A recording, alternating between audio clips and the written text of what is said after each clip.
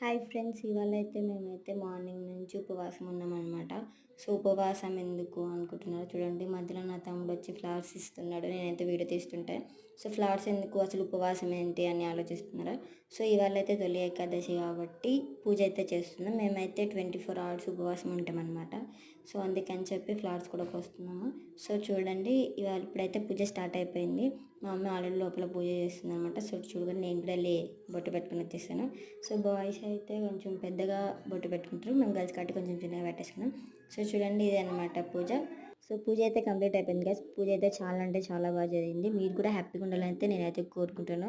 So ఈ festival అయితే 2 days ఉంటుందన్నమాట. ఫస్ట్ డే వచ్చేసి ఉపవాసం ఉంటారు, నెక్స్ట్ డే వచ్చేసి పూజ చేసుకుని అయితే ఉపవాసాన్ని తీర్చుకుంటారు అనమాట.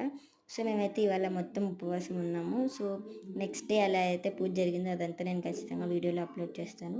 ఇప్పటికైతే పూజ కంప్లీట్ అయిపోయింది ఫ్రెండ్స్. ఇప్పుడైతే మేము బయటకు వచ్చేస్తాం.